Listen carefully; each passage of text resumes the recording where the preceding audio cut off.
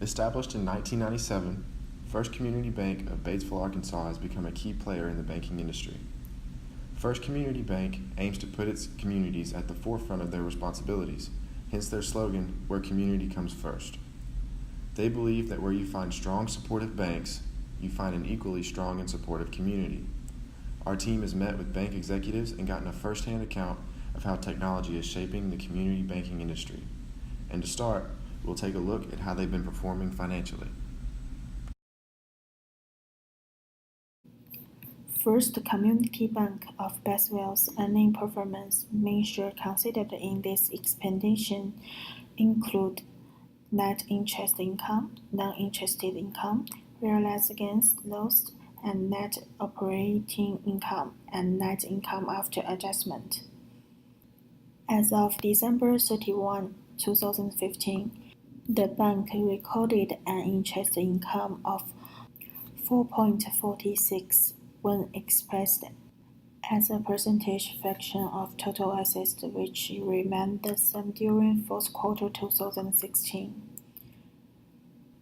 The change between the fourth quarter 2016 and the fourth quarter 2017 is an insignificant increase of 0.22%. It is apparent that the bank outperformed its peers regarding interest income earnings, which were the average earning for peers. The bank is on the increased trend in income earned from interest, and such as its loan account showed similar increase. Regarding non-interest income, again, the bank outperformed its peer over the 2 years. In specific, the bank's non-interest income increased from 0.95 during the fourth quarter of 2015 to 1.08 during the fourth quarter of 2016. Similarly, First Community Bank of Batesville, the loan as a major source of revenue. Then, regarding net income after accounting for all adjustments and expense, the analyzed results suggest that the bank outperformed its peers during the 4 quarters of the 2016 but underperformed in the 2017. Comparing the interest income between the fourth quarter of 2015 and 2017, the bank has taken a similar trend to its peers at the same time, maintaining a consistent marketing lead. This means this bank much better than other peers, which may be because the nature of business model which focuses on loans.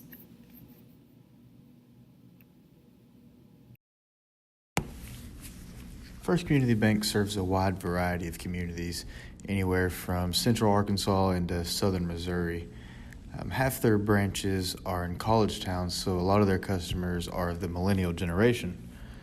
And as we all know, millennials rely on technology, and First Community has done a great job of keeping up with that and adapting to the community's needs. All the branches have smart ATMs.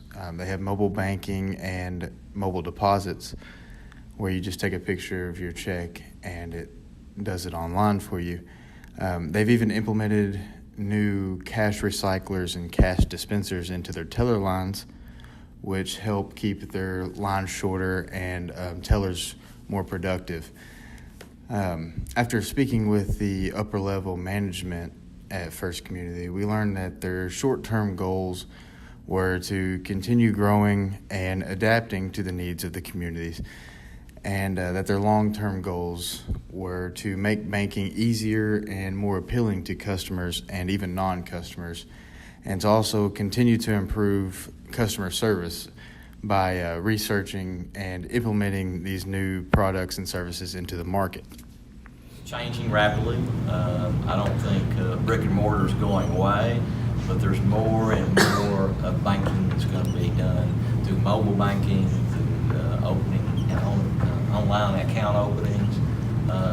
It's just a transition of how our customers are using the banking system and entering the banking system. So you can get statistics on the age brackets for various age brackets of various generations and what that's like for a national bank, for a regional bank, for a community bank.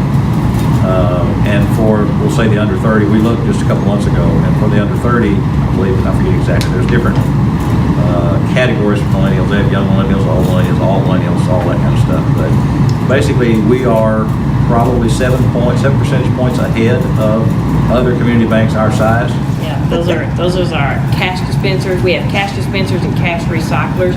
We put those in our high activity windows.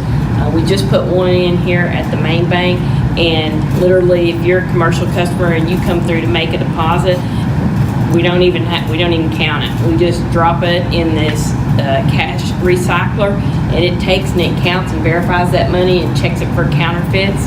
And then if you're cashing checks, it spits the amount out for the check, and we don't count it. We just stick an envelope and send it out.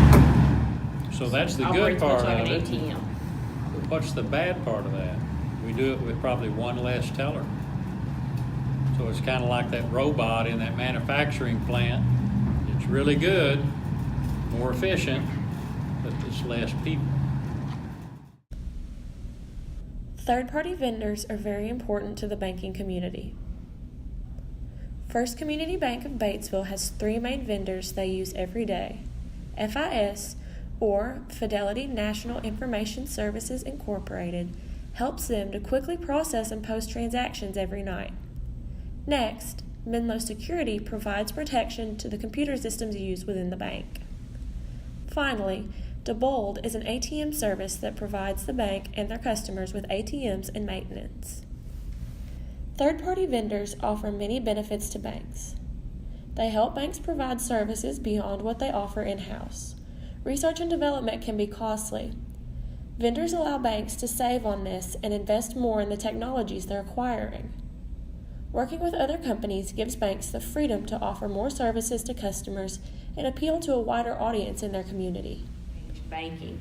So now at the ATM, what we're doing is you can deposit cash or checks in the ATM, and with checks, it takes an image of that check, just like it would with a mobile deposit, and we're able to pass that image along to the Fed for processing. Even farther that, what's made us able to move from checks is back several years ago, the government said you don't have to pass the paper around anymore.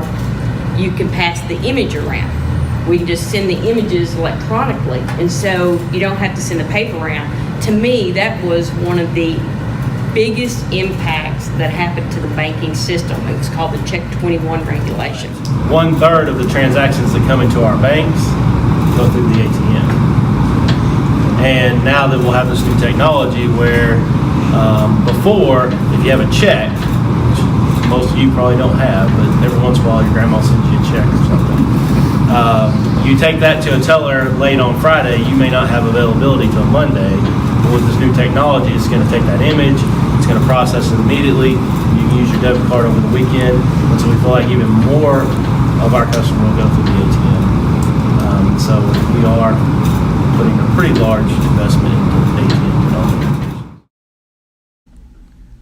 Being able to perform well financially is a critical part of success when it comes to banking. We also believe that being able to adapt to the changes in the world is equally critical. When it comes down to it, the banks that maintain customers of new generations and stay up to date with the technological advances of the industry will continue to succeed and be an example for their competitors. We can do all of that because Mr. Cole's always said, where you find a strong bank, you'll find a strong community.